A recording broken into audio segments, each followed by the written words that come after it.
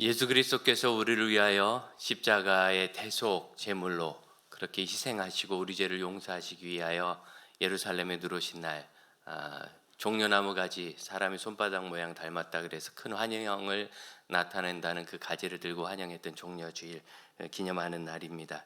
이제 오늘부터 시작해서 예수님의 마지막 일주일 행적을 전 세계 그리스도인들이 묵상하며 고난 주간을 보내게 되고, 또 우리도 내일부터 5일간 특별 새벽 기도회와 금요일 저녁 특별한 성찬으로 모여 그 은혜를 누리게 됩니다.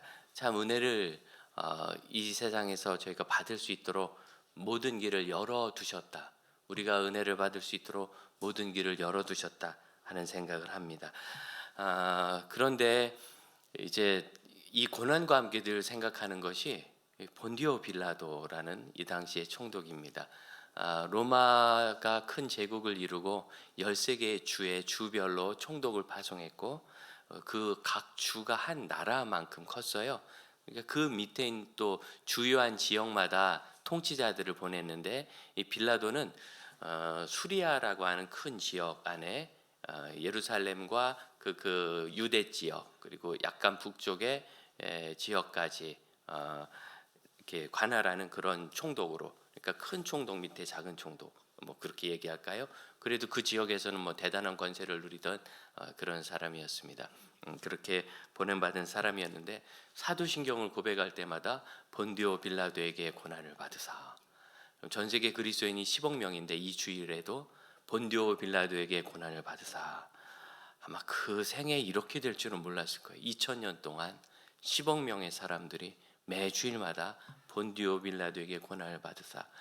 주기도문은 예수님께서 가르쳐 주신 기도지만 이 사도신경은 우리의 고백이거든요. 우린 이것을 믿습니다 하는 게 신앙의 고백입니다. 신앙의 고백을 담은 것을 교리라고 하는데, 교리는 두 가지 방식으로 정리를 해왔어요, 교회가. 첫째는 우리가 믿는 것을 고백하는 겁니다. 하나님은 전능하십니다. 이렇게 하나님은 전능하신 분입니다. 이렇게 고백하는 거. 두 번째는 질문 대답하는 식으로 하나님은 능력이 어떠십니까? 하나님은 전능하십니다. 위에 Q&A라고 하시잖아요. 이렇게 명확하게 가르쳐 주려면 명확한 질문과 거기에 대한 명확한 대답을 넣는데, 이게 이제 교리 문답이라는 것이고, 우리가 이번에 고난 주간에 묵상하게 되는 하이델베르그 신앙교육서도 이런 문답 방식으로 이렇게 되어 있고, 여러분 이 묵상집을 보시면 안에 하이델베르그 신앙교육서 중에 예수 그리스도의 고난 그리고 희생, 대속에 관한 문답들을 이번 주간에 묵상하도록 되어 있습니다. 그래서 사도신경은 우리는 이것을 믿습니다. 천지를 만드신 전능하신 하나님을 믿습니다. 동정녀에게서 나신 것을 믿습니다. 그리고 그 중에 하나는 본디오 빌라도에게 고난을 받으신 것을 믿습니다. 이렇게 이야기를 해요. 본디오 빌라도라는 사람이 사실은 그렇게 주목받는 사람은 아닙니다. 로마 제국의 황제가 굉장히 많았거든요. 하지만 우리가 아는 황제 몇 안 돼요. 뭐 영화나 소설에서 나오는 황제는 알지, 조금 책 읽는 거 좋아하셨다는 분은 아우구스 마르크스 아울렐리우스 명상록, 이 마르쿠스 황제에 대한 그 뭐 명상록 수상록을 썼으니까 그거 좀 알까? 잘 모르죠. 그런데 황제도 아니고 13개 주의 총독은 더 모르죠. 그 중에서 또 속주의 총독은 또 더 모르는 거예요. 그렇죠? 그러니 본디오 빌라도라는 사람을 그렇게 주목해서 우리가 볼 만한 그런 사람이 아니었습니다. 그래서 심지어 빌라도에 대한 기록도 별로 없어가지고요. 어떤 사람들은 예수님의 십자가 고난을 더 드라마틱하게 부각하려고 본디오 빌라도라는 사람을 꾸며냈다라고도 20세기까지 그렇게 주장해 왔어요. 너무 기록이 없어서. 1961년도에 성지순례를 하면 보통 마지막 날 이스라엘을 떠나올 때 가이사랴라는 텔아비브 북쪽 1시간 거리에 있는 도시를 들리는데, 그럼 여기가 이제 로마 시대 항구인데, 가이사랴, 로마의 황제의 시저 가이사 이름을 딴 그런 도시입니다. 원래 도시가 없던 곳입니다. 동해안에 가시다 보면, 동해안 쫙 지나가 보면 여기 경치 좋다 그런데 아무도 없네 그런 데 있죠. 그런 데가 가이사랴예요. 그래서 사람 살기 그렇게 좋은 데였으면 이미 도시가 형성되었을 텐데, 아무도 살지 않지만 그래도 지중해 연안에 있고 그리고 평야지대에 있으니까 거기에 일부러 없던 도시를 만든 것이 가이사랴고, 거기에 그 가면 유적이 있거든요. 뭐 사람 살던 데가 아니니까 로마 제국 시대가 끝난 다음에 가이사랴는 그냥 없어져 버렸어요. 그리고 유적만 남았는데 그 유적 중에 원형 경기장에 있는 근처, 극장에 있는 곳, 극장에 있는 곳 근처에 빌라도라는 이름의 판이 하나 발견됐는데 이게 이제 총독 시대에 빌라도가 했던 일을 거기서 적었어요. 거기에 티베리우스 황제에게 이 극장을 바칩니다. 빌라도 이렇게 돼 있어요. 그래서 거기 빌라도라는 이름이 나왔는데 아마 그리스도인들이 그랬을 것 같아요. 그때다가 길바닥에 깔아버렸어요. 지나가면서 밟으라고. 그래서 원래 깔았는지 아니면은 무너지면서 깔렸는지 모르겠는데 아마 일부러 깐 것 같아요. 지나가던 사람들 다 밟으라고. 그래서 다 밟아가지고 한쪽이 이렇게 다 달아 없어진 그런 석판이 발견되면서 본디오 빌라도가 실존 인물이구나. 제가 말씀드린 건 뭐냐면 참 주목받을 만한 역사적 인물은 아니었다. 그런데 왜 이렇게 사도신경에서 그를 계속 이야기하는가? 특별히 마태, 마가, 누가, 요한 네 개의 복음서에 본디오 빌라도와 예수 그리스도 그리고 이 마지막 재판 이야기가 다 꽤 자세히 기록되어 있어요. 우리가 아는 유명한 얘기 있죠. 베드로가 갈릴리 바다에서 고기를 잡았는데 아무것도 못 잡다가 예수님이 깊은 데로 가서 그물을 던져라. 그랬더니 배가 잠기고 가라앉도록 그물이 찢어지도록 잡혀서 베드로가 예수님을 따랐다. 이 얘기 기억하시죠? 이건 누가복음에만 나와요. 마태, 마가, 요한에는 안 나와요. 예수님 부활하신 다음에 7 제자들이 베드로와 함께 저기 갈릴리 지역으로 가서 거기서 기다리다가 예수님을 만났는데 그때도 고기를 잡았는데 153마리를 잡았는데 그래서 그물이 찢어지지도 않고 예수님이 떡을 구워주시고 고기를 주어주시고 요한의 아들 시몬아 내가 나를 사랑하느냐 3번 물으셨다. 너무 감동적이잖아요. 이건 요한복음에만 나와요. 마태, 마가, 누가에는 안 나와요. 그런데 본디오 빌라도에게 재판받으신 이야기는 4개의 복음서에 그것도 굉장히 자세하게 나와요. 그러면 성경이 빌라도와 예수님에 대해서 우리에게 전해주시는 사실과 그것을 통해서 우리가 알기를 원하는 하나님의 뜻 말씀, 교훈은 무엇인가 이걸 좀 알아보고 싶은 거예요. 이 말씀을 잘 이해하려면 아무리 이 말씀을 이해하려고 해도 이게 그냥 문자의 기록이고 그렇기 때문에 내용의 의미를 우리가 좀 오해하기 쉬워요. 그런데 여러분 3절을 한번 보시겠어요? 3절 빌라도가 예수님께 묻습니다. 내가 유대인의 왕이냐? 대답하여 이르시되 내 말이 옳도다. 4절입니다. 그랬더니 빌라도가 가서 내가 보니 이 사람에겐 죄가 없다. 이게 좀 이상하죠. 내가 유대인의 왕이냐? 내 말이 맞다. 이거는 반역죄예요. 이건 반역죄예요.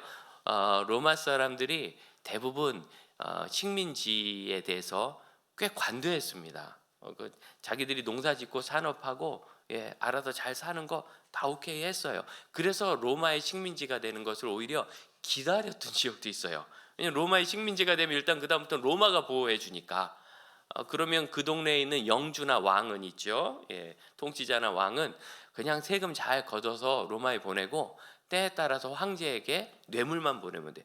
그 당시엔 뇌물이 그냥 기본이었어요. 전쟁하는 시대잖아요. 전쟁이라는 게 뭐예요? 옛날 고대 시대 전쟁은 산업이었습니다. 8월에 저기 어거스트라고 하잖아요. 로마의 유명한 황제를 딴 아구스토를 딴 그런 이름이래요. 3월은 마취라고 하죠.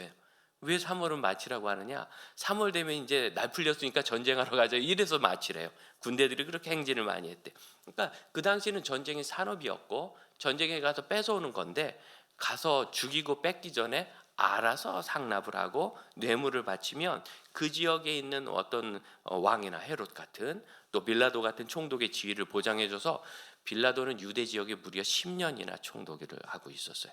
그러니까 꽤 황제, 그때는 2대 황제인 티베리우스 황제였는데 디베리오라고 돼 있는 이 황제 시대 빌라도가 꽤 거기서 이제 중앙 정부와 관계를 잘하고 있었던 거죠. 그러니까 10년이나 있었죠. 그런데 로마가 절대로 용서하지 않는 그러한 죄가 뭐냐면 반역죄였어요. 그렇게 넓은 땅에서 웬만큼 올라오는 시위나 집회나 반역 같은 걸 허용하기 시작하면 그냥 무너지거든요. 그래서 이거는 아주 일벌백계로 그래가지고 로마가 전쟁을 하다가 이제 질 때가 되죠. 그러면 로마가 얘기합니다. 투항하고 살아라.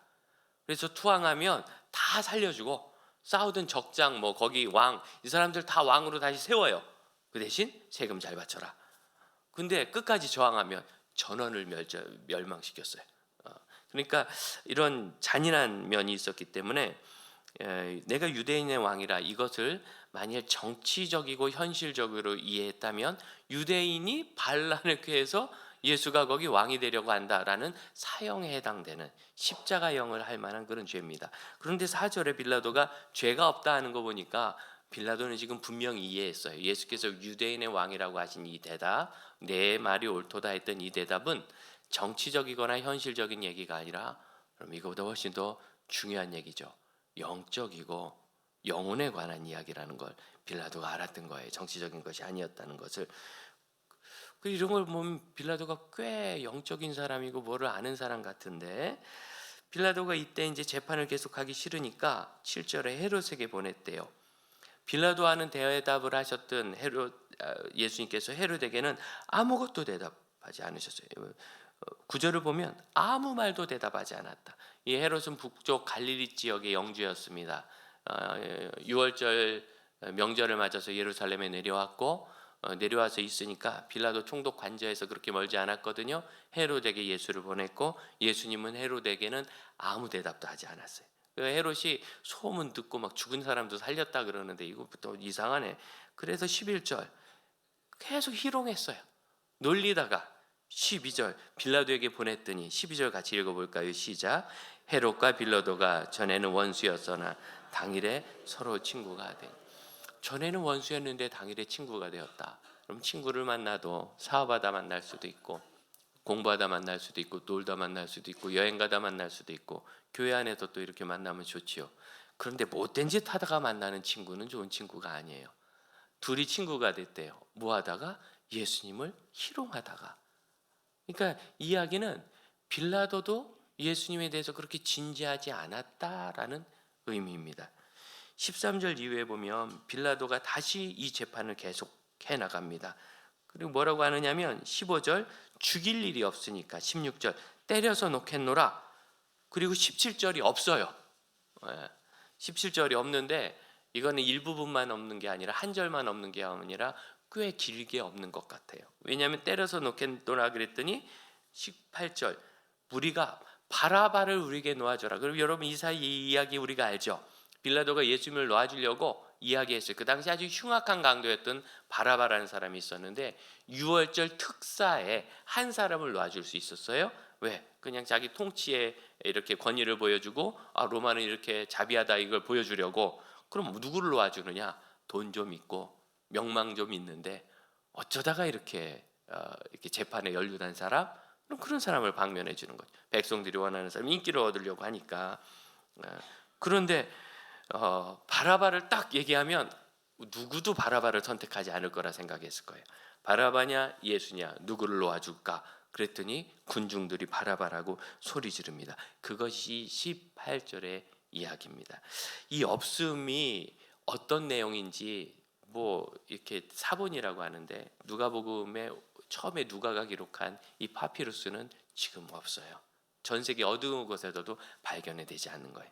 근데 우리 성경은 없음이 없는 성경이다. 뭐 이래가지고 완전한 성경이다. 여러분 없음이 있는 게 완전한 겁니다. 안 발견됐으니까 없는 거죠. 그럼 없음이 없는 것은 고지 부분을 아예 그냥 떼버렸던 건가? 아니면 아무거나 써서 채워 넣겠죠. 고려청자 두 점이 있어요. 하나는 한쪽이 나갔고 하나는 한쪽도 안 나가. 똑같이 생겼어요. 뭐가 진품이에요? 한쪽이 나간 게 진품인 거예요. 그러니까 이 없음이 있다는 이야기는 아주 정직하게 우리가 2000년 동안 소아시아 지역과 전 세계 기독교 지역을 파았는데 이 부분을 신뢰할 수 있도록 기록한 그러한 사본은 찾지 못했다.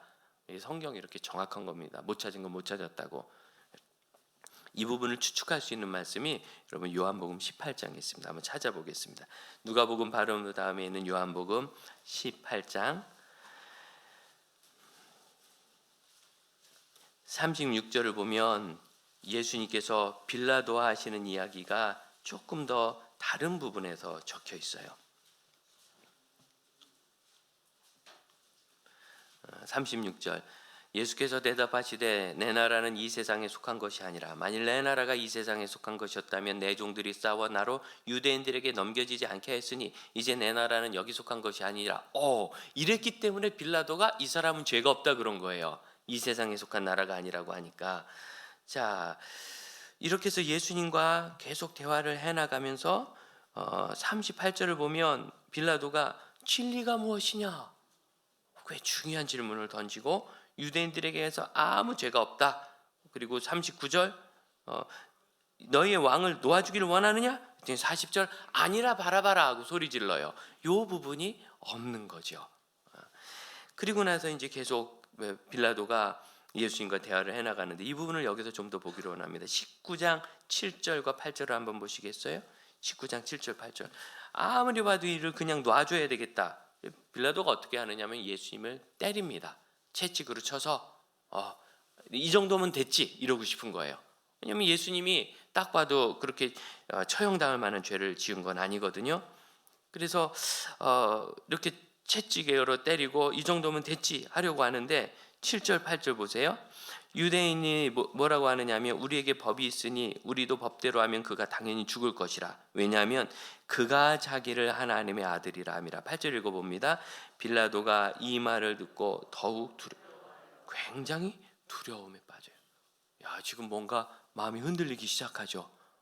이쯤에 무슨 일이 있었느냐면 자기 아내가 사람을 보내와가지고 저 의로운 사람, 저 옳은 사람을 해하지 마세요. 내가 어젯밤 꿈이 너무 힘들었는데 저 사람 때문이었습니다. 이런 얘기까지 들으니까 지금 빌라도가 굉장히 마음이 흔들리는 거예요. 그런데 사람들이 자기를 하나님의 아들이라 한다.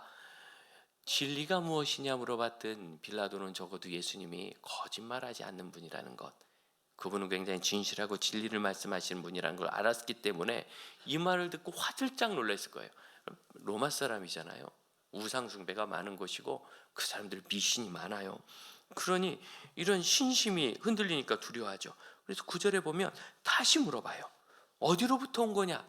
이 세상에 아니면 하늘로부터 온 정말 하나님의 아들이냐?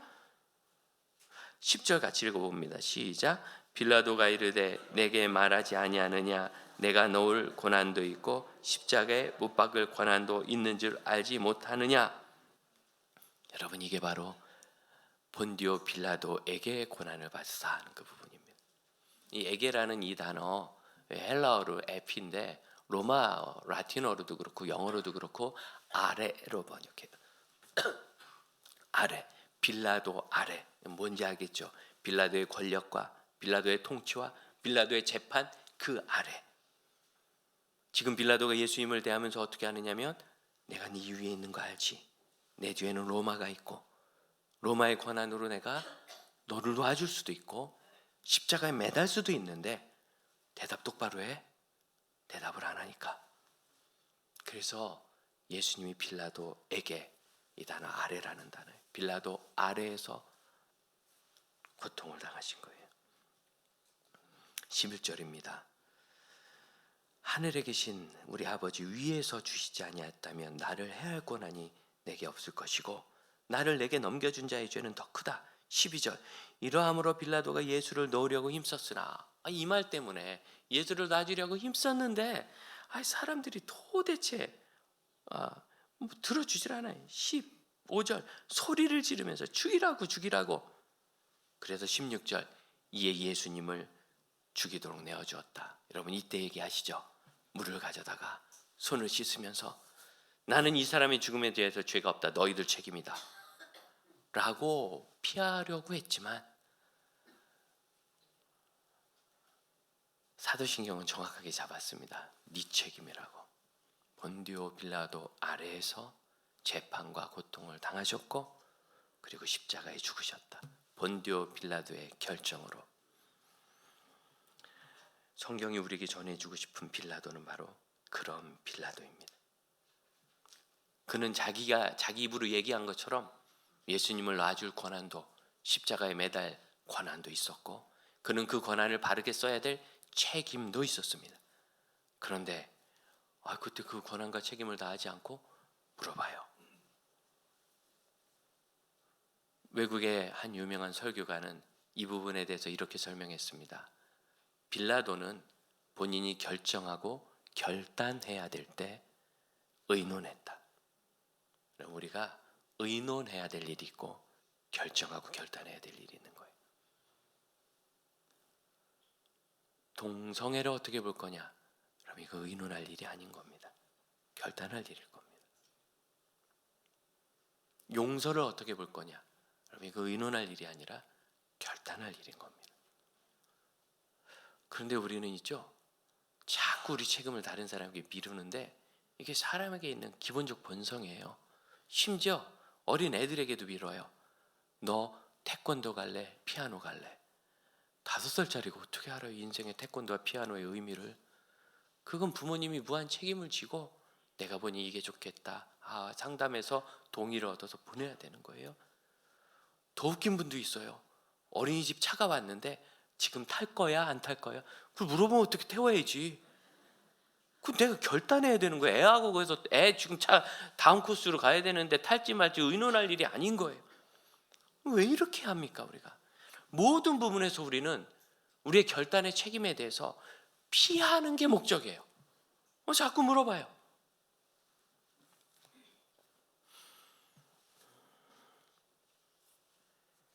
다시 누가복음으로 돌아와 볼까요?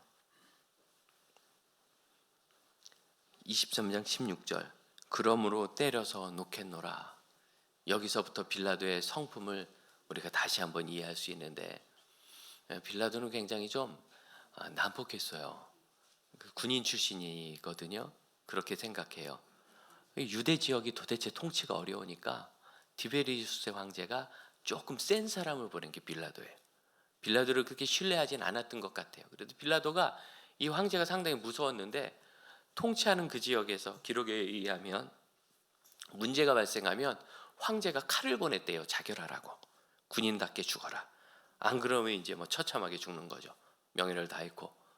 그 정도니까 늘 이 황제를 두려워하면서 어떻게 하면 황제한테 눈밖에 나지 않을까. 그래서 잘 보여보려고 예루살렘으로 들어갈 때 군대를 앞세워 가지고 황제의 깃발을 들고 들어가다 그렇게 많이 부딪혔어요. 그래서 많이 죽어서 누가복음 13장 1절을 보면 어떤 사람이 주님께 와서 빌라도가 갈릴리 사람의 피를 제물에 섞었다. 이게 무슨 뜻인지 좀 중의적인 표현인데, 예배를 드리고 제사를 드리는 것에 있어서 문제가 발생했을 때 사람들을 많이 죽였고 그들의 피가 제단까지 뿌려졌다, 이런 의미로 대체로 이해합니다. 이미 많이 부딪혔던 사람이고 나중에는 어떤 일이 있었느냐면, 사마리아 지역에 옛날 자기네 중요한 어떤 유물이 있다 이런 소문이 갑자기 돌기 시작하면서 그것을 지켜내려고 유대 사람 사마리아 사람 막 서로 경쟁이 나니까 사마리아 사람들이 그쪽에 막 모였어요. 갑자기 사람들이 무섭게 모이니까 빌라도가 그들을 강제로 해산시키려고 했습니다. 오해가 발생했습니다. 이 로마 사람들이 우리 조상의 보물을 가져가려고 한다, 지키자. 그러면서 소요가 일어나자 막 죽였어요. 수천 명을 학살했어요. 이게 결국 문제가 돼서 주 35, 36년 사이에 빌라도는 그 수리아 지역에 빌라도 위급에 있는 총독에 의해서 해임되고 로마로 다시 복귀합니다. 가면은 죽는 건데 이제 가다가 무서워서 자살했다는 그런 기록도 있긴 하지만, 그래도 신뢰할 만한 기록으로는 그가 도착하기 전에 티베리우스 황제가 먼저 세상을 떠나요. 그 당시 여기서 거기까지 정리하고 가는데 한참 걸렸거든요. 가던 중에 세상을 떠났고 빌라도가 어떻게 됐는지는 그 다음은 몰라요. 하지만 소문은 무성하고 뭐 심지어 회개했다는 얘기까지 있는데, 이건 이집트 정교회가 그렇게 믿습니다. 이집트 kop틱은 빌라도가 회개했고 빌라도의 아내는 성인이다 이렇게까지 믿어요. 정확히는 알 수 없지만 어쨌든 이 당시에 빌라도는 굉장히 난폭한 사람이고 자기의 출세를 위해서 예루살렘 시민 죽이는 것 정도는 뭐 눈 하나 깜짝하지 않을 사람이며, 예수님을 특별히 보호하려고 애쓸 만한 그런 사람은 아니었어요. 그런데 성경이 마태, 마가, 누가, 요한복음에서 얘기하는 거 뭐냐면 빌라도가 예수님을 철저히 조사했다는 거예요. 그 시간 동안 재판 과정이 뭡니까? 진실을 추적하는 과정이죠.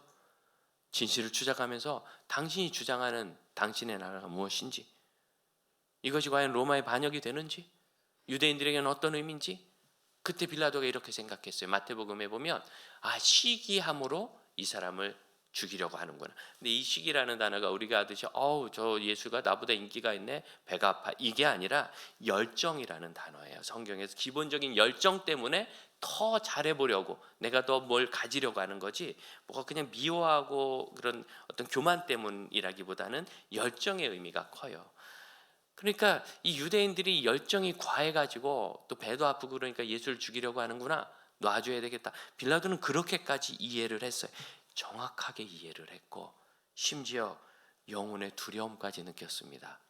하지만 그의 선택은 뭐냐면 예수를 죽이게 하는 거죠. 그리고 말해요. 손을 씻고 내 책임 없고 너희 책임이다.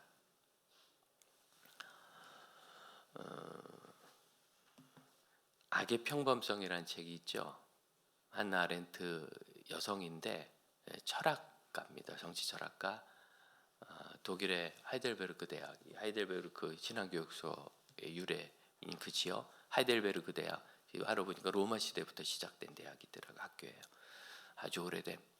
거기서 박사학위를 받고 2차 세계대전 당시에 피해서 그리고 넘어온 사람입니다. 미국으로 와서 거기서 교수를 하다가 학살에 히틀러를 도와서 일조했던, 아주 그냥 거의 모든 책임을 졌던 로돌프 아이히만이라는 사람이 어디 숨어 지내다가 걸렸어요. 그래서 이스라엘 첩보대가 그를 싹 잡아가지고 끌고 갔습니다. 그 사람의 재판과 여러 가지를 한나 아렌트가 면밀히 관찰하고 조사하고 쓴 책이 악의 평범성이에요. 너무너무 평범한 옆집 아저씨, 공무원, 그 사람이 아이히만이었다는 거예요. 10,000,000명을 가스실로 보낸 사람이 아이히만이었다는 거예요. 어떻게 그럴 수 있을까? 너무너무 평범하더라. 그런데 그때 한나 아렌트가 아이히만이 했던 얘기를 이렇게 전해요.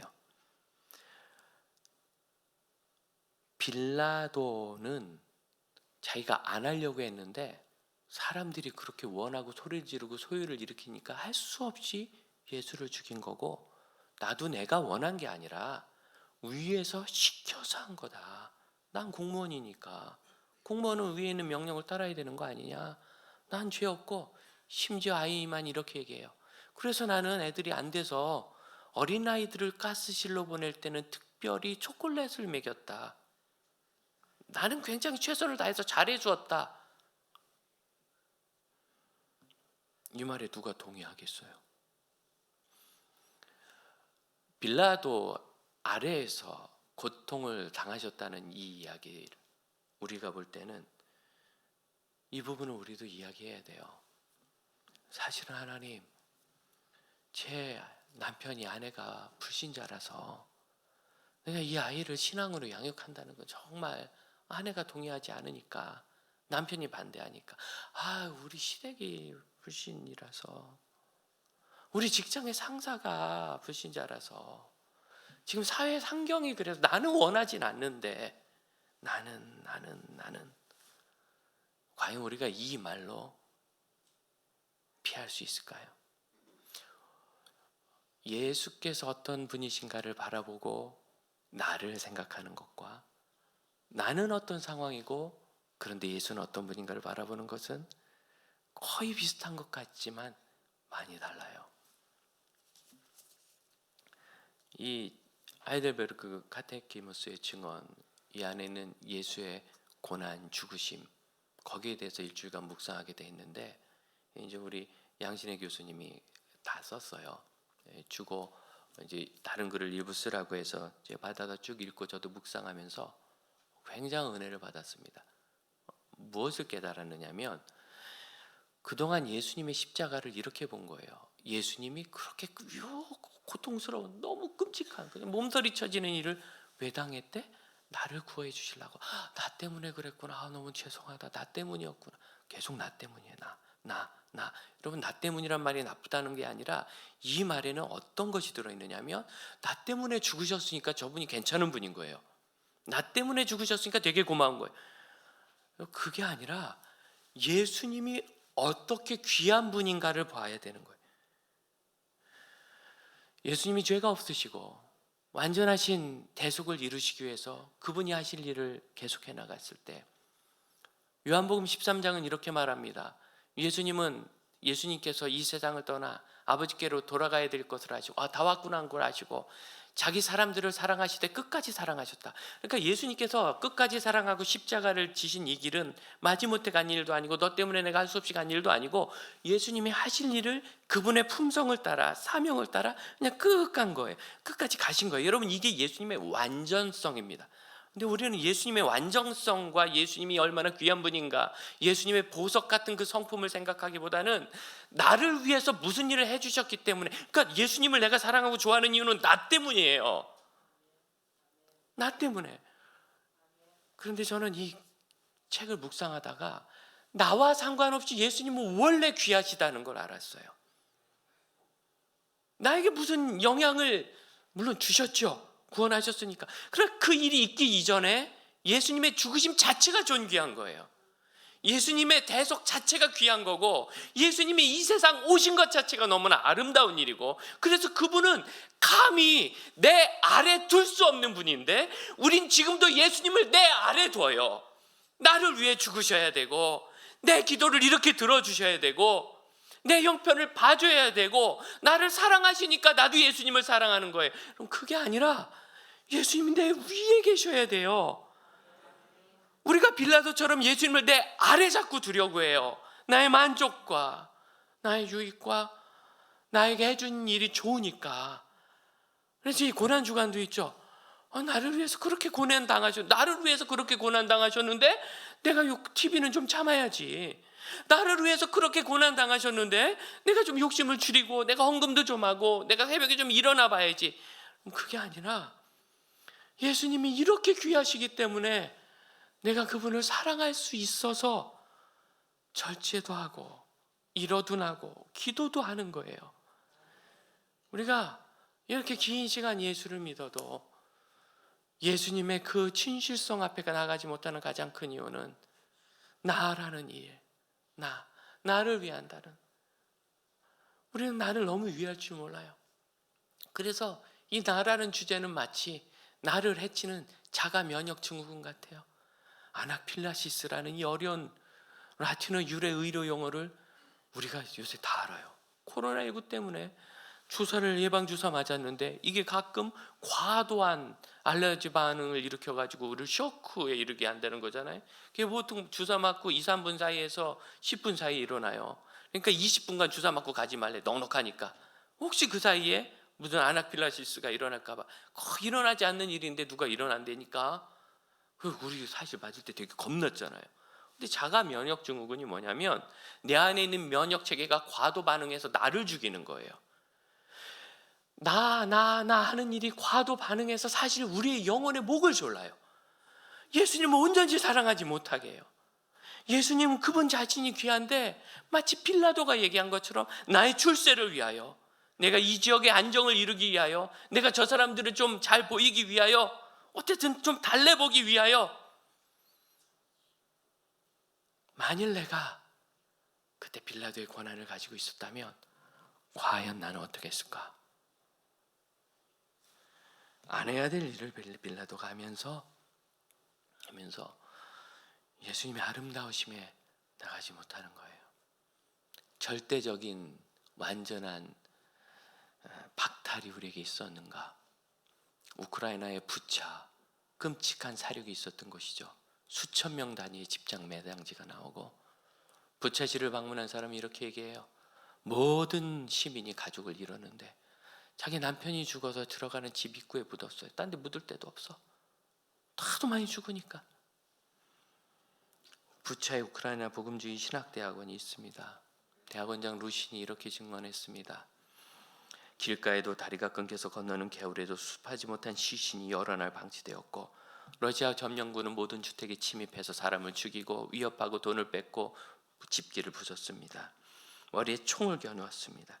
시신을 수습하려면 가족이 필요한데 누군지도 모르고 하니까 지나가다 시신을 만나면 다 사진을 찍었어요.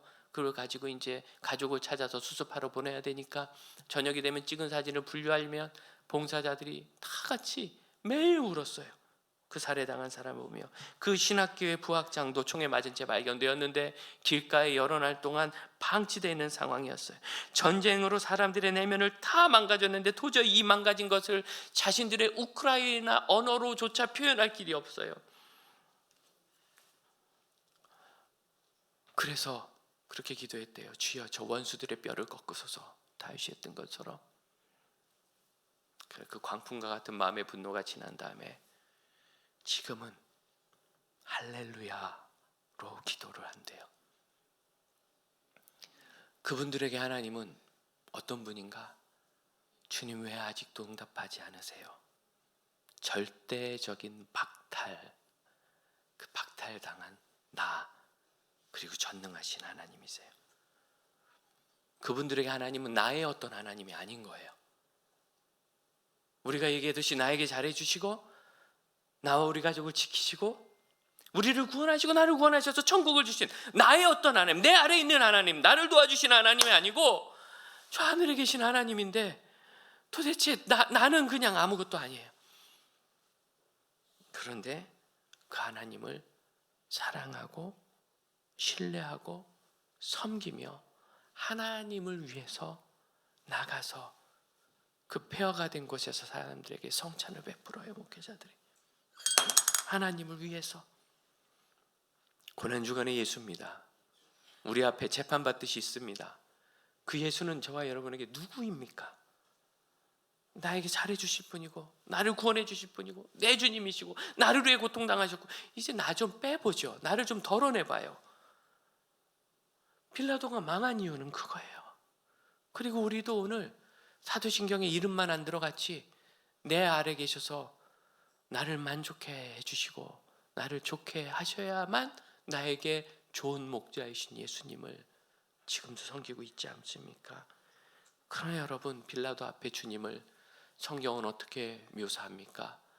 완전히 박탈당하신 하나님의 어린 양, 모든 것을 놓고 낮아지신 창조주, 전능자, 그분이 그 완전함을 드러내시기 위하여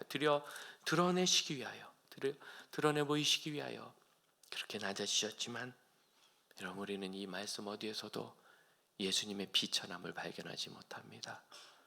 존귀하심을 발견합니다. 찬양합시다. 150장 갈보리산 위에 십자가 섰으니 1절 2절을 같이 찬양하고 기도합시다.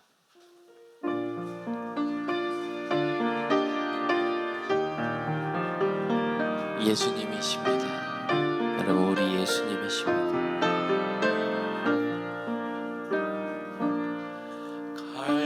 갈보리산 위에 십자가 섰으니 주가 고난을 당한 표라. 험한 십자가를 내가 사랑하는 주가 보혈을 흘림이라. 최후 승리를 얻기까지 주의 십자가 사랑하리. 빛난 멸류관 받기까지 험한 십자가를 붙들겠네. 이렇게 기도합시다. 주님, 저희의 눈을 여사 하나님으로 존귀한 예수 그리스도, 그 가실 길을 끝까지 가심으로 존귀한 예수 그리스도, 자격 없는 자들에게 사랑을 부으심으로 존귀한 예수 그리스도를 발견하게 하여 주옵소서. 그리고 예수를 진심으로 섬기며 사랑하기를 원하나이다. 기도하겠습니다.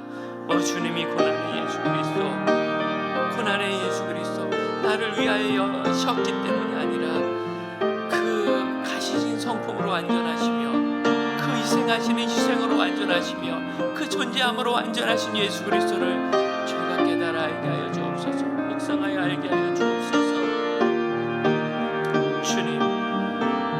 빌라도가 예수 위에 군림하였던 것처럼 여전히 저희도 그러지 아니합니까? 저의 마음에 진실의 마음을 허락하사 예수 앞에서 제가 얼마나 겸손하며 낮아져야 하는지를 발견하게 하여 주시고, 아니 고난의 주님 앞에서 저희 고난 당함이 고난이 아니요 완전한 박탈 당하신 주님 앞에서 모든 것이 박탈되었다 하여 실망하지 않는 것을 알게 하여 주시고, 주님 언제든지 우리 주님은 거기서 소망이시고 언제든지 주님은 거기서 소망이시며 아름다운 위대하심을 거기서 볼 수 있게 하여 주옵소서.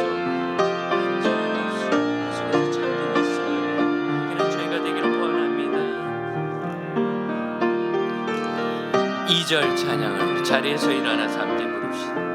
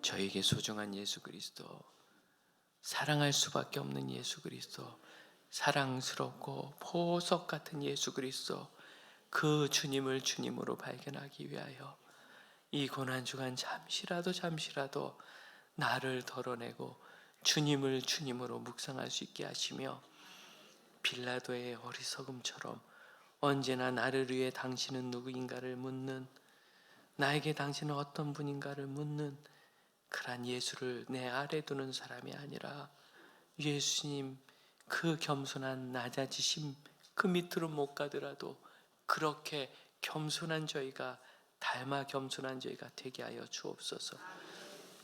지금은 우리 주 예수 그리스도의 은혜와 하나님의 크신 사랑과 성령의 인도하심과 역사하시는 은총이 예수님을 예수님으로 발견하며 내 구세주로 사랑하는 믿음의 형제 자매들과 고난절의 은혜 위에 이제로부터 영원토록 함께 하실지어다.